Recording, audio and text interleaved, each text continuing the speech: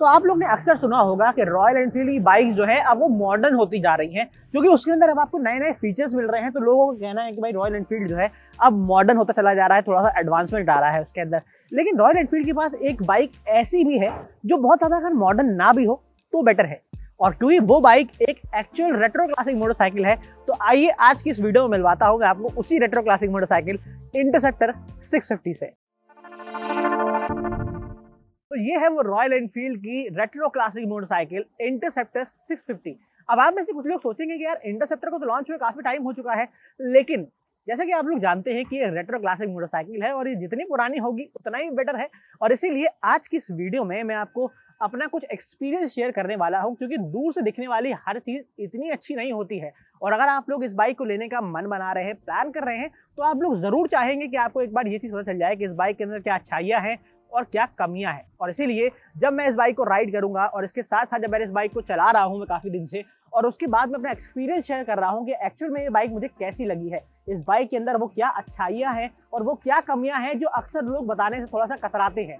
But आज की इस वीडियो में मैं आपको जेन्युइन तरीके से सारी ऑनेस्ट ओपिनियन देने वाला हूँ, क्या मुझे इस बाइक के बारे में पसंद आया है और क्या पसंद नहीं आया है। तो चलिए फिर जानते हैं आज की इस वीडियो में इस रॉयल एनफील्ड इंटरसेप्टर को और करीब से, और जानेंगे इसके सभी प्रोज एंड कॉन्स मेरे साथ। तो मेरा नाम है फराज और आज हम लोग देखने वाले हैं इस रॉयल एनफील्ड इंटरसेप्टर 650 के सभी प्रोज एंड कॉन्स। तो हमेशा की तरह शुरुआत करते हैं इस बाइक के पहले प्रोज की बात करते हैं, मतलब पहले खासियत की बात करते हैं जो इस बाइक मुझे पसंद आई है। और सबसे पहली चीज जो मैं हाईलाइट करना चाहूंगा इस बाइक के बारे में वो ये है कि ये एक 650 सीसी वाली बाइक है, लेकिन इसके अंदर आपको जो स्टाइलिंग मिलती है इस प्राइस ब्रैकेट के हिसाब से इस 650 सीसी वाले सेगमेंट में आपको किसी और बाइक के अंदर नहीं दिखाई पड़ेगा। क्योंकि इस बाइक के अंदर वो आपको एक प्रॉपर रेट्रो चार्म मिल जाता है, जहां पर आपको वो ओल्ड स्कूल फील भी मिल जाता है। क्योंकि इस बाइक के अंदर आपको जो हेडलाइट्स मिलती हैं वो आपको वही हेडलाइट्स मिलती हैं सर्कुलर वाली आपको पुरानी बाइक से मिला करती थी।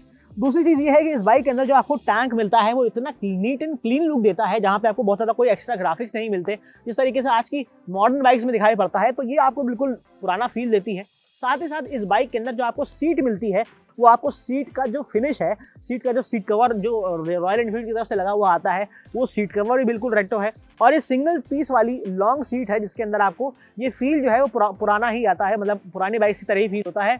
और तो और इस बाइक के अंदर आपको डुअल ये एग्जॉस्ट मिल जाते हैं जो आपको क्रोमिश फील के साथ जब आप इसको देखते हैं तो ये आपको एक एक्चुअल रेट्रो बाइक की याद दिला देती है। और इसीलिए इस बाइक के साथ आपको 7 कलर ऑप्शंस भी मिल जाते हैं। तो पहले कलर का नाम है downtown drag, orange crush, canyon red, baker express, sunset stripe, Ventura blue और मार्क 2।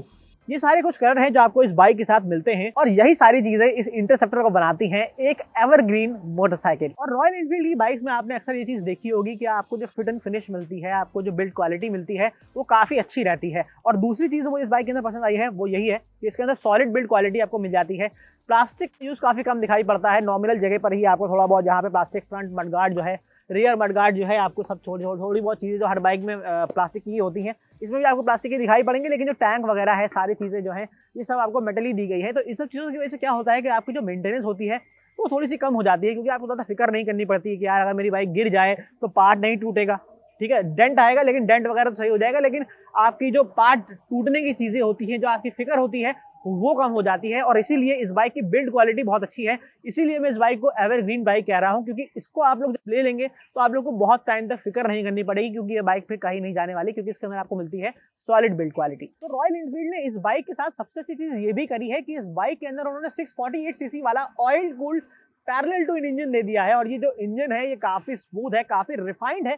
और मैं ये कहना चाहूंगा इस बाइक के अंदर कि इस बाइक का इंजन तो काफी बड़ा है, लेकिन इस बाइक के अंदर जो आपको पिकअप मिलता है, जो आपको इस बाइक के अंदर टॉर्क मिलता है, ये बहुत टॉर्की इंजन है। इसके अंदर आपको 52 Nm का टॉर्क मिल जाता है।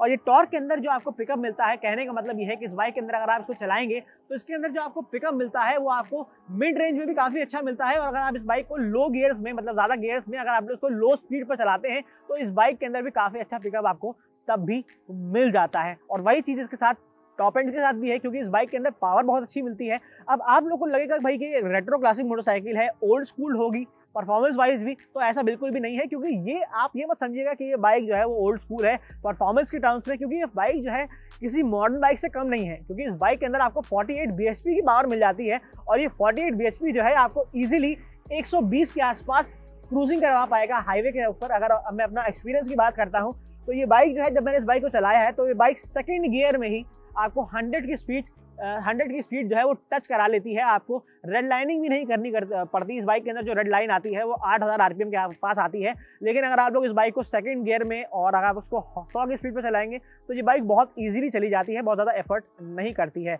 लेकिन जब आप लोग उसको ज़्यादा पुश करेंगे, जब ये रेड लाइनिंग करेंगे तो आपको लगता है थोड़ा सा इंजन पुश कर रहा है। लेकिन अगर आप लोग थर्ड गियर लगा देते हैं तो फिर थर्ड गियर में ये बाइक जो है आपको ईजिली 120 की स्पीड टच करवा देती है। और अगर आप लोग इस बाइक को सिटी में चलाते हैं, 40-45 के आसपास भी इस बाइक को आप चलाएंगे तो आपको उतनी ही अच्छी पावर मिलेगी जितनी अच्छी आपको मिड रेंज में मिलती है, उतनी अच्छी आपको टॉप एंड में मिलती है। और वही स्मूथनेस आपको इसके सभी एंड्स में दिखाई पड़ेगी। और यही खासियत है, यही रिफाइनमेंट है, यही चीज़ मुझे इस बाइक के अंदर पसंद आई है कि इसका इंजन बहुत ज़्यादा रिफाइंड है। ये एक ओल्ड स्कूल मोटरसाइकिल तो आप कह सकते हैं इसको स्टाइलिंग के हिसाब से, लेकिन ये एक्चुअल में ओल्ड स्कूल नहीं है। और ये आपको वाकई में किसी रॉयल एनफील्ड की पुरानी मोटरसाइकिल की तरह नहीं लगती जिसमें आपको बहुत ज़्यादा वाइब्रेशन मिलती हो या पावर की कमी दिखाई पड़ती हो। ऐसा बिल्कुल भी नहीं है इस बाइक के साथ। इसका इंजन बहुत रिफाइंड है और बहुत ही ज़्यादा स्मूथ भी है। तो अगली चीज़ जो मैं आपको बताने वाला हूँ, ये वो चीज़ है जो किसी भी बाइक के अंदर, सिर्फ इस बाइक के अंदर नहीं बल्कि किसी भी बाइक के अंदर बहुत इंपॉर्टेंट होती है, और वो होती है बाइक की ब्रेक्स। अब इस बाइक के अंदर जो आपको ब्रेक्स मिलती हैं वो कैसी मिलती हैं, उससे पहले मैं आपको अपना एक्सपीरियंस बताना चाहता हूँ रॉयल एनफील्ड की बाइक की ब्रेक्स के साथ। जो मैंने आपको हिमालयन वाली वीडियो में बताया था कि उनकी बाइक की ब्रेक जो होती है वो इतनी अच्छी नहीं होती जितनी अच्छी बाकी बाइक्स के अंदर दी जाती है सेगमेंट वाइज। लेकिन जब मैंने इस इंटरसेप्टर को चलाया है तो ये जो मेरी परसेप्शन थी ये अब बदल चुकी है, क्योंकि इस बाइक के अंदर जो मुझे ब्रेक्स मिली है वो वाकई बहुत अच्छी हैं। इतनी ये भारी बाइक है, इसका वेट इतना ज़्यादा है, फिर भी इस बाइक के अंदर जो रिस्पॉन्सिवनेस मिलती है इसकी ब्रेक्स में, जब मैं इसको एक बार दबाता हूँ इतनी क्विकली ये बाइक उसी जगह पे एकदम रुक जाती है। बहुत ही अच्छा इसका एबीएस काम करता है। तो ये सारी चीज़ें मुझे बहुत इंप्रेस करती है, ये सारी चीज़ें मुझे बहुत पसंद आई है इस बाइक के बारे में। और ऐसा इसलिए भी है कि इस बाइक के अंदर आपको डुअल पैड्स वाली ब्रेक्स मिल जाती हैं, ड्यूल चैनल एबीएस मिल जाता है, ड्यूल डिस्क मिल जाती है, जिनसे इन सारी चीज़ों की वजह से इस बाइक की जो सेफ्टी होती है वो थोड़ी सी और इंप्रूव हो जाती है। और इसीलिए इस बाइक की मुझे ब्रेक्स बहुत पसंद आई है। और last but not the least जो मुझे इस बाइक के बारे में चीज़ पसंद आई है वो है इसकी प्राइस। अब इस बाइक का जो प्राइस है वो काफ़ी अच्छा है, क्योंकि इस बाइक में आपको 650 सीसी का जो इंजन मिलता है उसके हिसाब से इसमें जो प्राइसिंग रखी गई है, जो प्राइसिंग स्ट्रैटेजी कंपनी ने करी है वो बहुत अच्छी है। क्योंकि ये एक वैल्यू फॉर मनी बाइक लगती है मुझे उसके हिसाब से, जिसके अंदर इसमें पावर जो मिलती है, इसके अंदर आपको जो चीज़ें मिलती हैं उसके हिसाब से बाइक का जो प्राइस है वो बहुत ही अच्छा है, बहुत ही कॉम्पिटिटिव प्राइस है। और अगर प्राइस की बात करता हूँ कि वो कितना है, तो इस बाइक के अंदर 3 वेरिएंट्स आते हैं। पहला वेरिएंट जो है वो आपको स्टैंडर्ड वाला वेरिएंट मिलता है जो 2,85,000 रुपीज़ का पड़ता है। और दूसरा वेरिएंट जो है जो इसका कस्टम वाला मॉडल आता है वो आपको तकरीबन 2,93,000 रुपीज़ का पड़ता है। और जो इसका टॉप वाला वेरिएंट है, जो इसका क्रोम वाला मॉडल आता है, वो आपको तकरीबन 3,09,000 यानी 3,09,000 रुपीज़ के आसपास इसका टॉप स्पेक मॉडल पड़ जाता है। और ये सभी प्राइसेस जो हैं ये एक्स शोरूम प्राइसेस हैं। और मेरे हिसाब से आपको इस बाइक के लिए इस प्राइस कैटेगरी में कोई आपको और बाइक नहीं दिखेगी जिसमें आपको 650 सीसी का इंजन मिलेगा और ऐसी स्टाइलिंग मिलेगी, रेट्रो क्रूजिंग। अगर आप लोग रेट्रो बाइक्स के फैन हैं तो फिर आपके लिए ये ऑप्शन काफ़ी अच्छा रहने वाला है। लेकिन हर चीज़ इतनी अच्छी नहीं होती जितनी आपको सामने से दिखाई पड़ती है। और जनाब, अगर आप इस बाइक को लेना चाह रहे हैं और अगर आप लोग खाली तारीफ सुन के इस बाइक को ले लेंगे तो शायद आपको बाद में बहुत पछताना भी पड़ जाए। और इसीलिए मैं आपको थोड़ा सा इस बाइक के बारे में ऐसी कमियां बताता हूं जो बहुत छोटी छोटी हैं, हो सकता है आपके लिए मैटर ही ना करती हो, लेकिन वो चीज़ें मैं हाईलाइट जरूर करूंगा क्योंकि मैं एक जेन्युइन रिव्यू बनाता हूं। मैं आपको उस तरीके से रिव्यू नहीं बताऊंगा जो मैं आपको खाली तारीफें बता चला जाऊंगा, सिंगल हैंडेडली आप लोग सारी तारीफें सुन लीजिए और बाद में जाके बाइक ले लीजिए, फिर आप मुझे आगे कमेंट करिए कि आप लोगों से कहा था कि भाई बाइक ये बहुत अच्छी है, इसमें कोई कमी नहीं है। तो भाई कमी बताते चलता हूँ साथ में कि इस बाइक में कैसी मुझे चीज़ें फील हुई हैं जो और अगर बेहतर होती, थोड़ा सा इंप्रूवमेंट एरिया कह लीजिए आप, अगर थोड़ी सी और इंप्रूव कर दी जाए तो ये बाइक थोड़ी सी और बेटर बन जाएगी। अब आप लोग कहेंगे कि यार आपको कौन सी बाइक में चैन आएगा, कौन सुकून पड़ेगा आपको। देखिए, हर बाइक तब तक अच्छी होती है जब तक उसको कंपेयर नहीं किया जाता, लेकिन जब आप लोग उस बाइक को कंपैरिजन करना शुरू कर देते हैं तो वहां पर आप लोगों को कोई ना कोई कमी दिखी जाती है। और मैं कंपैरिजन करूंगा तो फिर मैं मुझे कमी पता चलेगी। और इसीलिए अब मैं कंपैरिजन इसलिए करूंगा कि आप लोगों को अगर कोई और बाइक लेनी है तो उससे कंपैरिजन करके कि आपको ये बाइक लेनी चाहिए या नहीं लेनी चाहिए। तो अगर आप लोग ये चीज जानना चाहते हैं तो आप लोग मेरी वीडियो जरूर देखा करिए, आप लोग को बिल्कुल एक जेन्युइन चीज पता चलेगी जो आप लोग जानना चाहते हैं एज ए बायर। तो चलिए, मैं आपको कौन बताने से पहले इस बाइक के एग्जॉस्ट नोट सुना देता हूं कि ये बाइक कैसी साउंड करती है।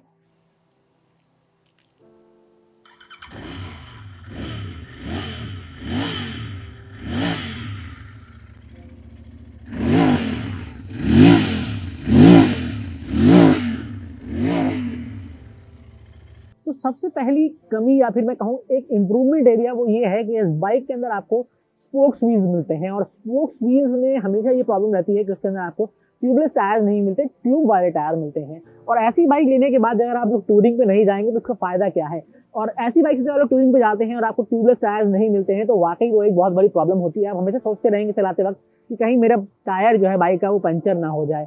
और पंचर होने के बाद ट्यूब टायर को बनाना काफी मुश्किल होता है, आप लोग जानते हैं, क्योंकि आजकल किसी भी बाइक में ट्यूबलेस टायर के अलावा नहीं आता, ट्यूब टायर नहीं आते हैं। लेकिन स्पेशली ये जो स्पोक्स व्हील्स होते हैं इनके साथ ये हमेशा प्रॉब्लम ही होती है। लेकिन अगर आप लोग आफ्टर मार्केट जाएंगे तो इसके लिए भी कुछ कस्टमाइजेशन मार्केट में अवेलेबल है, जिससे आप लोग स्पोक्स व्हील वाले टायर को भी ट्यूबलेस बना सकते हैं। दूसरी चीज जो मैं इस बाइक के बारे में हाईलाइट करना चाहता हूं, जो मुझे इतनी इंप्रेसिव नहीं लगी है, वो ये है कि इस बाइक के अंदर जो आपको सस्पेंशन मिलते हैं वो थोड़े से सॉफ्टर साइड पे मिलते हैं। जिससे होता ये है कि अगर आप लोग इस बाइक को थोड़ा खराब सड़कों वगैरह पे लेके जाएंगे तो आपको थोड़ा सा सस्पेंशन में आपको सॉफ्ट मिलता है और तो उसके झटके ज़्यादा मालूम चलते हैं। और ये चीज़ सिर्फ मेरे साथ ही नहीं होती, बल्कि पिलियन का जो फीडबैक है उनका भी यही कहना है कि जब खराब सड़कों पर बाइक जाती है तो थोड़ा सा आपको झटके महसूस होते हैं।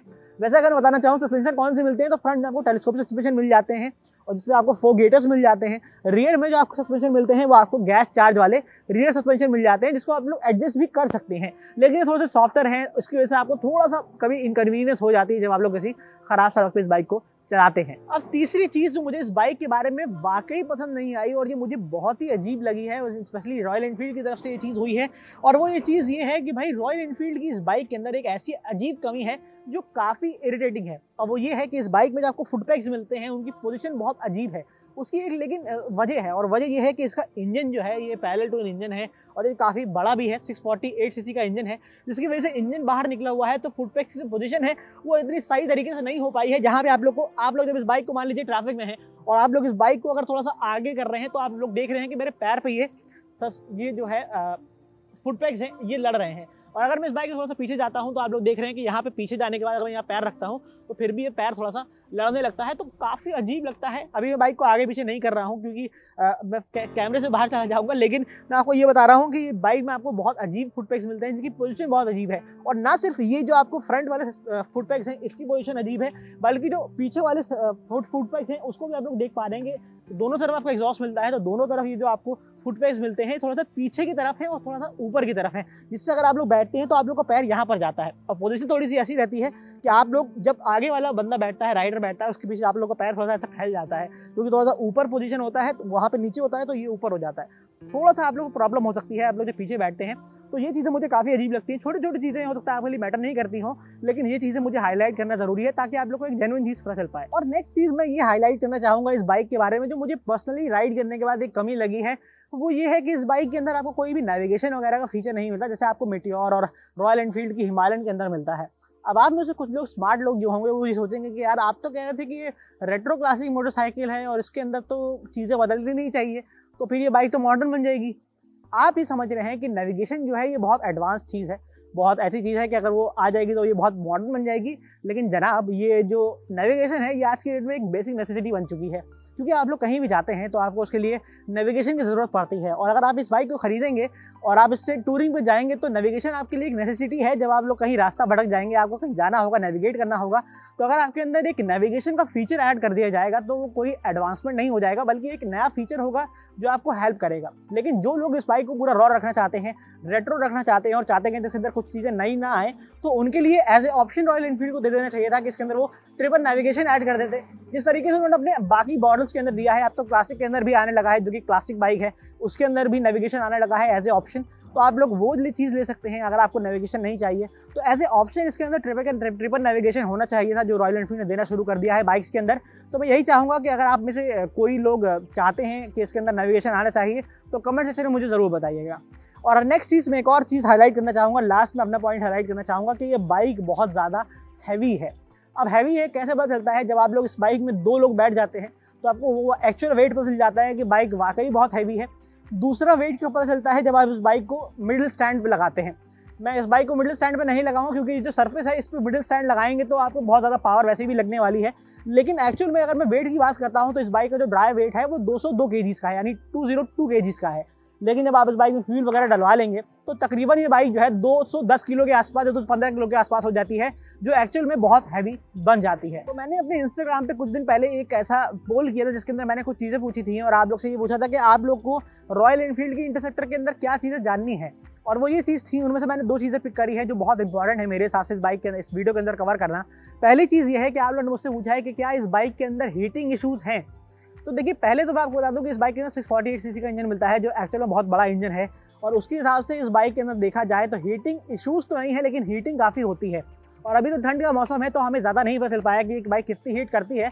लेकिन हाँ, अगर आप लोग इस बाइक को लॉन्ग राइड्स पे लेके जाएंगे, लॉन्ग टूरिंग करेंगे, या फिर आप लोग इस बाइक को एक्सट्रीम ट्रैफिक में राइड करेंगे, तो आपको ज़रूर इस बाइक का ये पता चलेगा कि इसके अंदर हीटिंग इशूज़ हैं। तो सीधा कहूँ तो इस बाइक के अंदर हाँ हीटिंग इशूज़ हैं, लेकिन उतने ज़्यादा नहीं है कि आपको इस बाइक से परेशान होना पड़े। तो आप में से काफ़ी लोगों ने मुझसे ये पूछा था कि इस बाइक की सीट कैसी है, क्या ये बाइक की सीट मीटियोर की जैसी है। तो देखिए, मीटियोर से कंपैरिजन करना गलत होगा, क्योंकि मीटियोर जो है वो एक क्रूजर बाइक है, और ये बाइक क्रूजर बाइक नहीं है, रेट्रो क्लासिक मोटरसाइकिल है। तो इसके अंदर जो आपको सीट मिलती है वो फ्लैट लॉन्ग वाली सीट मिल जाती है, वो इतनी कंफी नहीं है जो आपको मीटियोर में मिलती है। लेकिन देखा जाए कि क्या कंफर्ट है इसमें, तो कंफर्ट तो देखिए है इसमें, लेकिन टूरिंग की जहाँ तक बात है तो आप लोग इस टूरिंग से, अगर आप इस बाइक से करेंगे, आप इस सीट से टूरिंग करेंगे जो स्टैंडर्ड आपको रॉयल एनफील्ड के अंदर मिलती है, तो थोड़ी सी प्रॉब्लम हो सकती है, क्योंकि थोड़ी सी पतली सीट है, नीची सीट नहीं है।